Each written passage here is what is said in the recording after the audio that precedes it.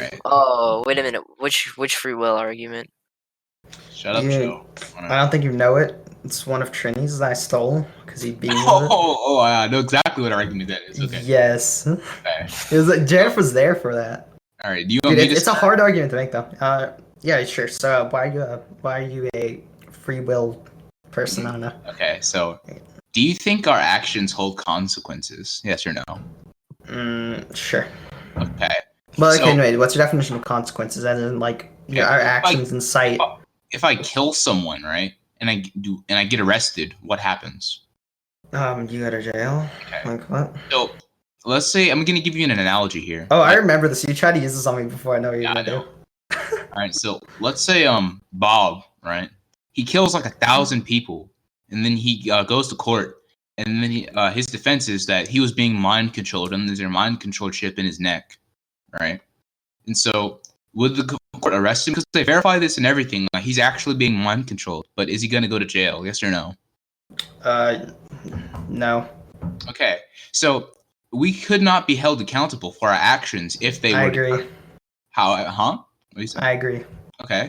So you agreed that we have consequences for our actions, meaning that our actions. But there's no reason. But there's no reason why we ought to have consequences for our actions. It doesn't matter if we ought to or not. We already do because. Yeah, but this is a discussion about ought statements, right?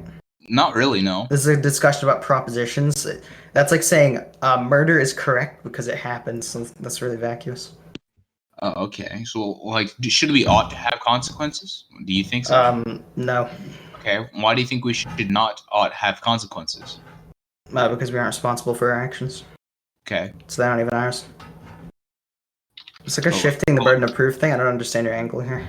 Oh, I'm sorry. Great, just text me. Alright. Okay, so you're saying we're not responsible for our actions. Why are we not responsible for our actions? So, yeah. Because we are. Because like it's determined, right? Like the whole position, right? What is your justification for our actions being determined?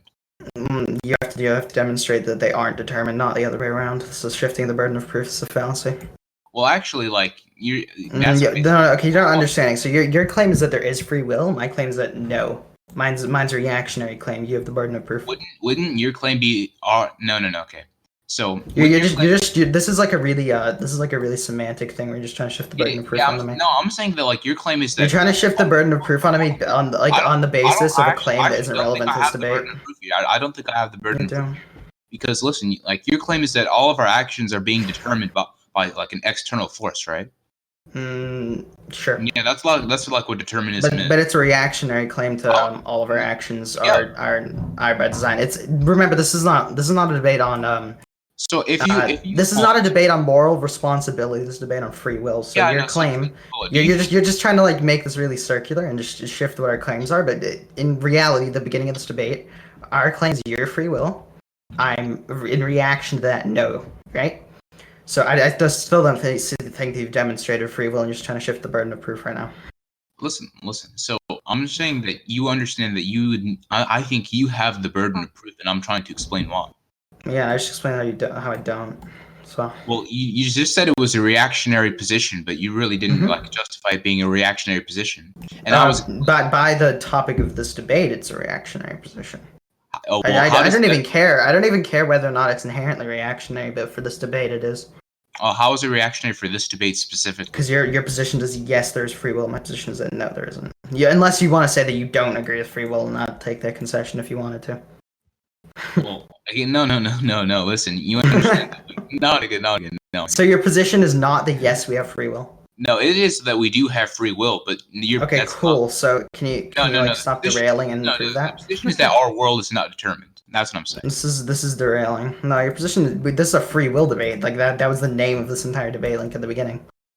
And the first question asked you is why you believe in free will. So you're just trying to shift the topic now. Like this is some monumental mental gymnastics. Not really. I'm just saying that you would need to justify our world being determined. No. Again, this isn't even our world being determined. I'm not shifting the burden of proof because in my justification. Okay, you know what? Fuck it. Even though this is a fallacy, I'll go with it. So, do you think things don't have causation? Are you disagreeing with causation? No, yeah, I think things have causation. Yeah. Okay, cool. So our actions are determined. Like this follows completely. Not really. Not really. Uh-huh. The definition of free will, as coined by the Stanford Wikipedia, right? This is a really prestigious college. Yeah, free will would be to be the beginning of the causal chain of our decisions, right? So to accept that there is causality would be to say that we aren't the beginning of the causal chain of our decisions. For example, we push someone and henceforth we kick them. We wouldn't have kicked them had we not been pushed. Well, right? No, I don't think you're understanding that like definition, because there's like a general causal chain, which would be like just like that's vacuous and arbitrary. No. Listen, because like we have the beginning of the universe, right? Now, that started everything, and that is the cause for like all of our actions. And that would be the decision cause, right? Let's say that's the first cause, the beginning of the universe. Yeah. Right, but that does not necessarily determine our actions. Like for me to wear red shoes instead of blue shoes, because for our actions we have a specific. It's a cause of everything. It did cause all of that. Yeah, but that doesn't necessarily mean our. Well, this is just again an arbitrary distinction. Like there's no reason why this distinction would exist other than. Well, it's pretty. Well, do you think that you have the choice to choose which the color shoes you want to wear? Like, let's say you have black. I think that choice is predetermined. Well, what evidence do you have for that lead to that like conclusion? Because of the causality of the universe beginning. Okay. Well, how does the causality of the universe beginnings like lead to that? I'm not going to explain to you how if you can't explain to me how it led to that, then I don't know how you can make that affirmation. You're asking me to explain like an almost infinite like chain of actions. Explain every action that led to me wearing the black shoes. So are you saying that there isn't a causation leading to you having the? I think that's like a general one, right? But then when you're faced with a like, right, again, this is just like an unprovable distinction, and then you're just like, well, prove every single step in me choosing those black shoes. I'm not finished. Like when you're faced with a choice, right? That's where your mind has the ability to choose. This is where the specific causal chain begins. Again, that's arbitrary. All right, how is it arbitrary? Because it's what, like, do you need me to explain? You're saying, well, for this specific decision, these are the factors that affected that, but there were factors that affected that and henceforth. For example, you could even say that it's just your mental processing preferring black, right? But that is like a causation to who your parents were, etc. So again, this specific, like, isolated, I think you're trying to say, causal link, again, this is just entirely arbitrary. And is ultimately still connected to the beginning of the universe. Claiming it's arbitrary without really like proving. Okay, I've proven it like 4 times. Okay, say it one more time. Say it one more time. Okay, you know, I'll use a different approach then. If you don't understand what I'm saying, if the universe were to have not happened, right? Mm-hmm. Would you have chosen those black shoes? No. Okay, cool. So there's a distinct causal thing, right? And that's like what's side it. It's definitely connected, but so you're admitting to causality then, which is to say our actions are all caused. Listen, bro, I'm not finished. Again, this is just a concession in terms of like the definition of free will. It's not at all, because it is though. So I'm tired of this. All right. So please let Zeref speak, because Zeref is explaining his response, and you're saying, "Oh, this is a concession," when he's trying to say, "Yes, this is a correlation." Please let him speak. Yeah, okay, sure, Spencer, if you want to believe that. Anyway, go for it, Zeref. I'm literally listening to it, so yeah. Yeah. So the beginning of the universe, right? It is the beginning of the general causal chain, right? This is where all things come from. But it does not determine specific things within that universe, right? Things like choices are dependent on our minds which is a specific causal chain. So choosing whichever pair of shoes would be just a specific to us, right? Because we have that choice, right? Okay, so then this is just presupposing that you're true. This is the beginning of this causal chain because we have free will, and this is just circular. Well, okay. And we have free will because we're able to choose this pair of shoes. Like what? Well, I'm just trying. The universe would not be determining all of our actions, because it would be apparent that we have like. I'm able to do what I want to do, right? Isn't that just apparent? No. Well, how is that not apparent? Unless you want to say that your actions are entirely random, which would be your claim, basically, if you're saying that we act freely. But we do act in reaction, right?